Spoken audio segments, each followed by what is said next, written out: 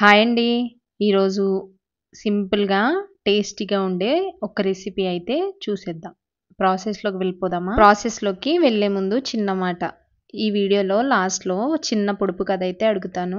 దానికి ఆన్సర్ వచ్చేసి కామెంట్‌లో చెప్పండి. వీడియోని స్కిప్ చేయకుండా ఫుల్‌గా వాచ్ చేయండి. అలాగే లైక్ చేయడం మర్చిపోకండి. ముందుగా చింతపండుని నానబెట్టుకోవాలి. తర్వాత ఒక బౌల్‌లోకి మేకవి, బోన్స్ అలాగే ఫ్యాట్ ఉంటది కదా దానిది, అది కూడా వేసుకున్నాక ఒక స్పూన్ అల్లం వెల్లుల్లి పేస్ట్, హాఫ్ స్పూన్ పసుపు, 2 స్పూన్ల కారం, రుచికి సరిపడా ఉప్పు కూడా వేసుకుని బాగా మిక్స్ చేసుకోవాలి. ఇప్పుడు చేసే రెసిపీ వచ్చేసి టమాటా పులుసు.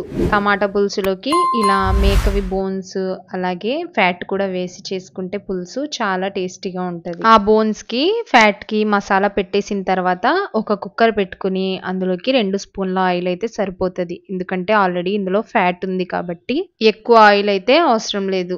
ఇవి ఫ్రై అవుతుండగానే ఒక పచ్చిమిర్చిని ఇలా కట్ చేసి వేసుకోవాలి. ఇవి గోల్డెన్ బ్రౌన్ అయ్యే వరకు ఫ్రై చేసుకోవాలి. తర్వాత ముందుగా మసాలా పెట్టిన బోన్స్ ను కూడా వేసి కాసేపు 5 మినిట్స్ వరకు ఫ్రై చేసుకోవాలి. ఇవి ఫ్రై అయిన తర్వాత సన్నగా కట్ చేసి పెట్టుకున్న టమాటాలు కూడా వేసుకోవాలి. టమాటాలు కూడా ఒక 5 మినిట్స్ ఫ్రై అయిన తర్వాత ముందుగా నానబెట్టుకున్న చింతపండుని రసం తీసి ఇలా వేసుకోవాలి. ఇప్పుడు దీన్ని బాగా మిక్స్ చేసుకోవాలి. మిక్స్ చేసుకున్న తర్వాత ఒక స్పూన్ వరకు ధనియా జీరా పౌడర్ కూడా వేసుకుందాం.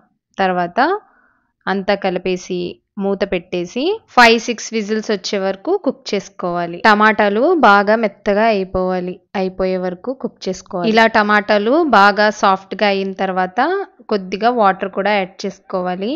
నెక్స్ట్ ఒక 2 కరివేపాకు రెబ్బలను కూడా వేసుకుని సన్నగా కట్ చేసుకున్న కొత్తిమీరను కూడా వేసుకోవాలి. ఇలా అన్నీ వేసిన తర్వాత ఒకసారి కలుపుకోవాలి.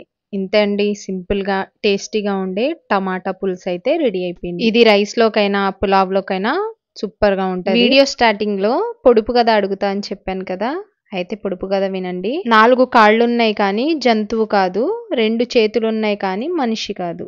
అయితే అది ఏమిటి? దీని ఆన్సర్ అయితే కామెంట్లో చెప్పండి. అలాగే ఈ టమాటా పులుసు నచ్చితే మీరు కూడా ట్రై చేయండి. వీడియో చూశాక లైక్ చేయటం మర్చిపోకండి. ఛానల్ని సబ్స్క్రైబ్ చేసుకోండి. Thanks for watching.